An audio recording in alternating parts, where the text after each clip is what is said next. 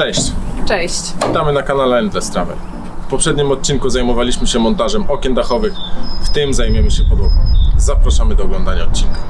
Zapraszamy.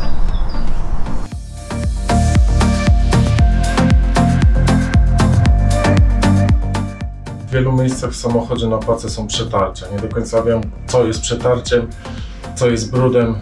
Nie wszystko widać, dlatego muszę czyścić. Ale nie spodziewajcie się żadnych innowacji. Taką robotę też trzeba wykonać.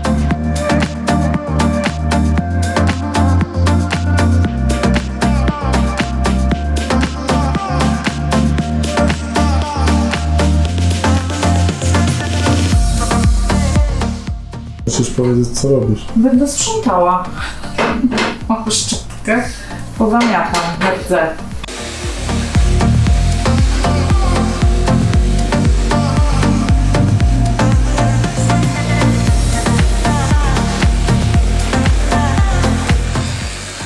Wczoraj wyszorowałam podłogę flexem z najgrubszej rdzy. I czym ja przypnęłam? Neutralizatorem rdzy. Tak, neutralizatorem rdzy. Dzisiaj już to jest suche. Tak to wygląda. Takie się zrobiły. Jakieś białe kropki. Ale to chyba dobrze. Zaraz będziemy malować agregatem.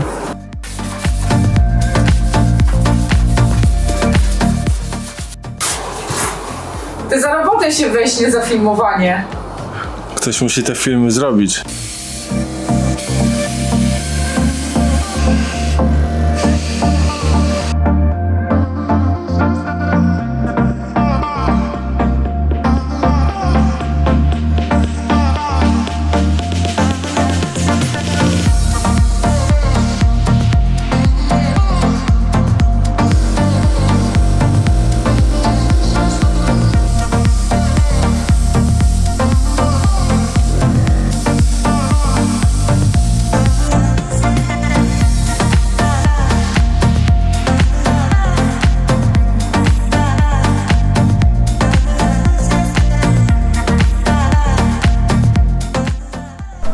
Jak widzicie, podłoga pomalowana, zdążyła wyschnąć. Chyba. Co do przemyśleń po pomalowaniu tej podłogi. Pierwszy raz malowałem za pomocą pistoletu i kompresora. Troszkę więcej czasu powinienem poświęcić na tym, żeby się skupić na ustawieniu dobrym pistoletu. Bo kilka razy w międzyczasie podczas malowania taki sprawiał wrażenie, jakby przestawał malować. No nie zakładam, że to wina pistoletu, chociaż to był jeden z takich tańszych. Raczej zrzucałbym tutaj winę na mój brak ustawienia tego sprzętu odpowiedni. Na pewno zużycie jest dużo mniejsze niż pędzlem, praca jest dużo szybsza, nawet wliczając w to mycie tego sprzętu. Poszło nam troszkę ponad litr farby, gdzieś koło 1200 ml, tak mniej więcej. Jedna puszka wystarczyła. Tak, jeden taki zestaw, bo używaliśmy dwuskładnikową farbę, także jedna taka puszka lakieru i utwardzacza wystarczyła. A, jeszcze jedna ważna sprawa, maseczka taka, której ostatnio używaliśmy, nie jest najlepszym pomysłem do lakierowania, trochę mi wczoraj głowa potem bolała, wypadałoby jednak coś lepszego założyć. No i bez maski to w ogóle odpada, bo 3 wdechy naprawdę robią wrażenie. Byłeś troszeczkę na haju? Tak po klejach. Może troszeczkę byłem, nie wiem jak jest po klejach. Ja też nie wiem, ale podejrzewam. Tak, pięknie ją pomalowaliśmy, teraz ją przykryjemy. Zatem kontynuujemy pracę nad ociepleniem podłogi.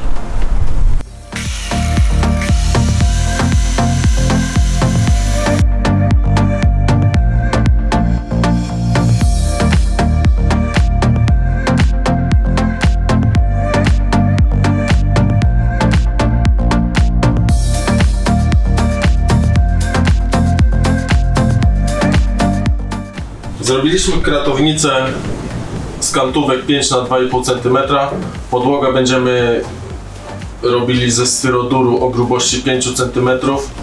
Auto jest najwyższe, mamy 217 cm do dyspozycji, także możemy sobie pozwolić na to, żebyśmy mieli po prostu cieplejszą podłogę. Podejście do izolacji mamy troszkę inne niż większość.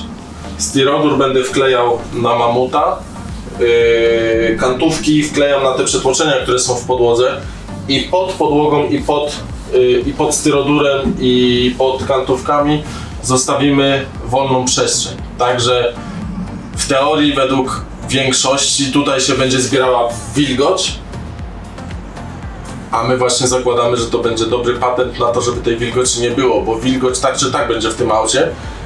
Nie wierzę w to, żebym był w stanie w 100% zaizolować podłogę i żeby ten punkt skraplania się, punkt rosy, żeby był na zewnątrz samochodu. Jestem pewien, że to będzie zawsze w samochodzie, dlatego też postanowiliśmy zostawić miejsce, w którym może się robić właśnie ta poduszka powietrzna, która raz, że będzie nas odizolowywała, bo powietrze jest jednym z najlepszych izolatorów, a dwa, że będzie wyciągać wilgoć, która się zbierze po prostu pod podłogą.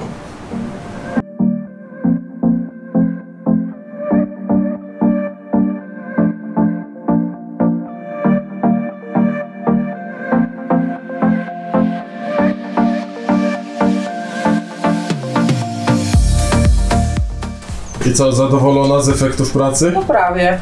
Nie jest idealnie, ale nie jest źle. No nie jest lekko na takich zakolach wyciąć to ładnie. Ale wygląda. Nie, no wygląda fajnie. Tak naprawdę to i tak wszystko będzie przykryte. Z tego to nic nie będzie widać, a ma spełnić swoją funkcję. Tak, czyli ma ocieplać.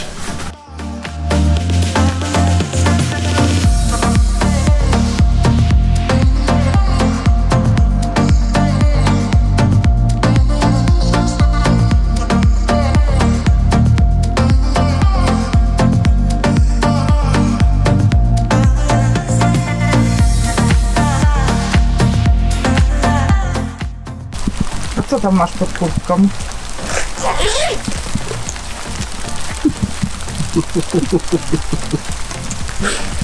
Ogrzewasz ciałem? Trzeba rozgrzać chemię, żeby działała dobrze. Bo jak widzicie, tym razem pada grad.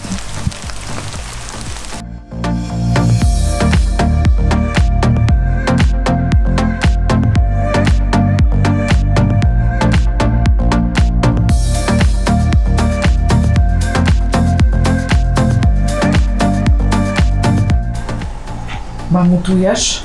Tak, mamutuję.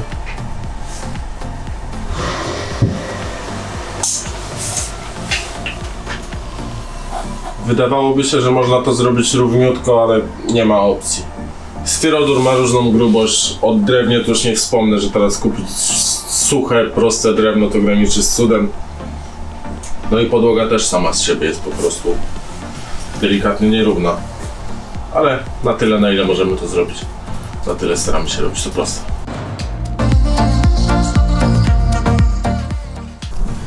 Na każdym filmie tak pięknie wygląda podłoga, równiusieńka, czyściutka, a w rzeczywistości to wygląda tak w trakcie roboty.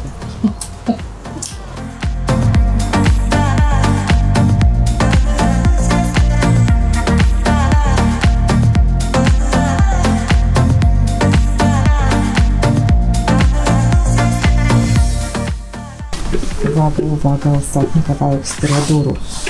Wklejaj.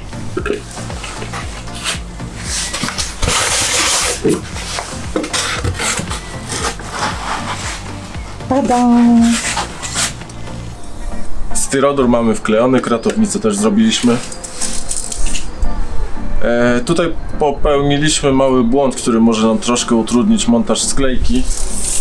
Zobaczcie, że przekładki nie są idealnie równe. Zwracajcie na to uwagę, bo przy kładzeniu całej płyty na pewno będzie łatwiej, jeżeli to będzie równo i jeżeli będziecie robili kratownicę z myślą o tym, że trzeba położyć na tym płytę. No my w sumie w ferworze walki zapomnieliśmy trochę o tym i wyszło tak jak wyszło. Nie jest to jakieś duże utrudnienie, ale cięć na pewno będzie więcej. No i tak jak już wspominałem, w moim odczuciu nie da się zrobić tego na idealnie gładko.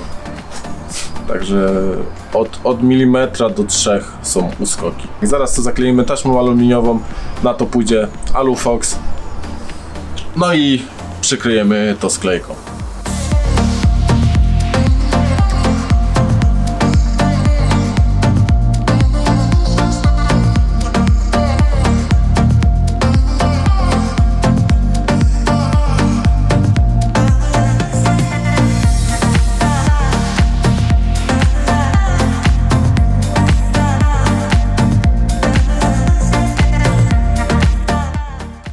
Podobno w wodoodpornej sklejce wodoodporny jest tylko klej. Nam się nie udało kupić sklejki odpornej na wodę, dlatego dodatkowo ją impregnujemy.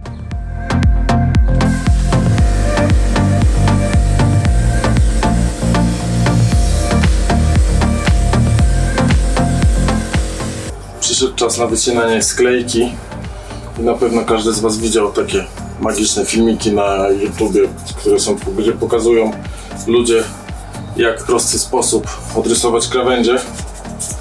Zobaczymy, czy to rzeczywiście działa.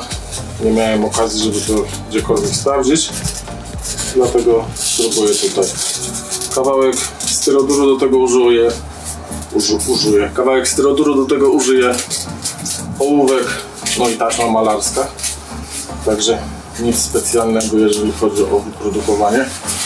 O tak wygląda efekt finalny.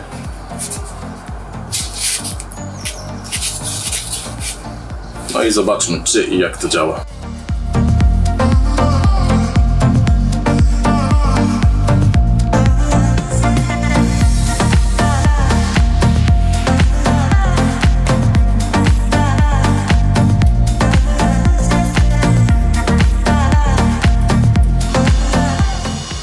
Idealnie nie jest, ale wydaje mi się, że wystarczająco. Ja też używam długie nożyczki. Także one też powodują to, że wycina się mniej dokładnie.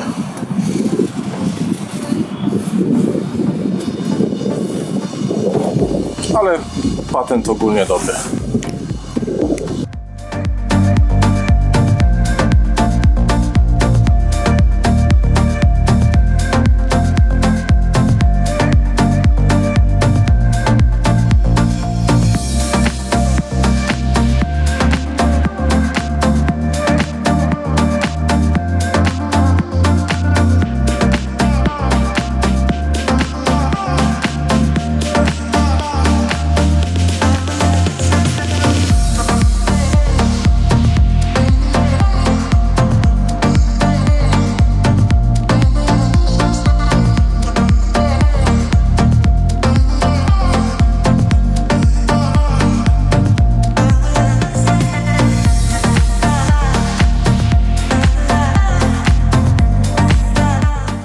Wkrętów do drewna używamy złotych ocynkowanych, nie używajcie tak zwanych czarnuchów, bo one są za słabe, nie dokręcą wam odpowiednio drewna. Tu też taki patent do przyspieszenia pracy, możecie użyć takie specjalne wiertło, które wiercąc otwór tą końcówką od razu robi miejsce na łepek, żeby się po prostu schował w sklejce.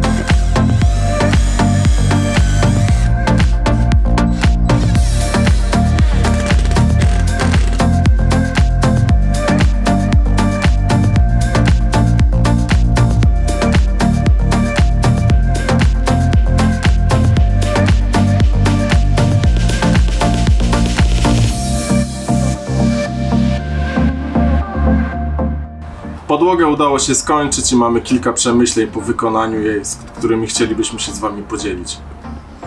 Na filmie widać, że używamy sporo elektronarzędzi. Używamy, bo mamy. Spokojnie można sobie bez nich poradzić. Ja osobiście nie wyobrażam sobie wykonywania tej pracy bez wyżynarki i wkrętarki. Super się sprawdziło to wiertło, które Wam pokazywałem, które frezuje końcówki na łebki wkrętów. To mocno przyspiesza pracę i fajnie, jak te wkręty się tam chowają w te płyty. Wiadomą sprawą jest to, że elektronarzędzia przyspieszają i ułatwiają pracę, ale też kosztują. Teraz zacząłbym od końca. Zastanowiłbym się, jak ułożę sklejkę, w jakich kawałkach i gdzie ją będę łączył, i do tego zaplanowałbym kratownicę. My w niektórych miejscach przesunęliśmy elementy kratownicy, co widzieliście na filmie, i troszkę nam to utrudniło podczas montażu. Co prawda teraz już to nie stanowi problemu, ale na pewno łatwiej by było, jeżeli wszystko by było dokładnie tak samo zrobione. W ferworze walki troszkę o tym zapomnieliśmy i wyszło nam inaczej niż zaplanowaliśmy, ale efekt końcowy jest ok. Użyliśmy sklejki 6 mm i wielu z Was może się wydawać, że jest to zbyt cienka sklejka. No i nie ukrywamy, ona się w niektórych miejscach pofalowała. Tam gdzie nie ma podparcia po długości na łączeniu, to jest delikatna fala i jest schodek. U nas to wypadło tak, że te łączenia są pod meblami, także nam nie będzie stanowiło żadnego problemu. Producenci przyczep kamperów potrafią robić podłogi z płyt sklejkowych nawet 4 mm. 6 mm to jest standard. No także na ten moment nie widzimy, żeby to mogło stanowić jakiś problem. Jakby się okazało, że ona się zacznie falować, czy że nie będzie miała odpowiedniej stabilności, to po prostu w miejsce tych ciągów ruchów, których tak naprawdę nie będzie zbyt wiele, wkleimy kolejną płytę 6 mm i tam pogrubimy tą podłogę. Na sklejce narysowaliśmy sobie linie, które odwzorowują to, jak idzie kratownica. No i w przyszłości, jeżeli będzie potrzeba, to będzie się łatwiej mocować w te pewne miejsca. Wydaje mi się, że nie da się tego zrobić idealnie równo. Nam się to przynajmniej nie udało. Musielibyśmy mieć strugarko-grubościówkę i każdą z skupionych listw dostosowywać do tego samego rozmiaru, bo mimo tego, że one teoretycznie miały mieć te same wymiary, to każda miała inny wymiar. Wyszły uskoki na połączeniu między kratownicą a styrodurem od 1 do 3 mm, ale na to położyliśmy jeszcze alufoxa, który ma sam około 4 mm. Wydaje mi się, że wszystkie te nierówności zostaną zniwelowane i będzie stabilne podparcie podłogi. Nie dokręcaliśmy kratownicy wkrętami do nadwozia auta. W mojej opinii wystarczy klej, naprawdę mocno się to trzyma. No nie ma potrzeby dziurawienia dla... Tak, nie ma potrzeby. W naszym odczuciu podłoga musi być sztywna, ale też nie może być totalnym betonem. Ona musi się troszkę ruszać, bo jeżeli zrobimy ją za sztywną, to wydaje nam się, że zacznie po prostu pękać i skrzypieć.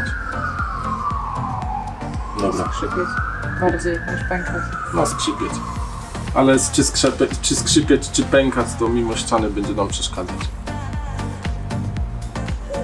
Już niedługo na kanale pojawią się kolejne filmy, zarówno z podróży, jak i budowy kampera. Także jeżeli nie chcecie ich przegapić, to zapraszamy do subskrypcji kanału. Do zobaczenia. Do zobaczenia.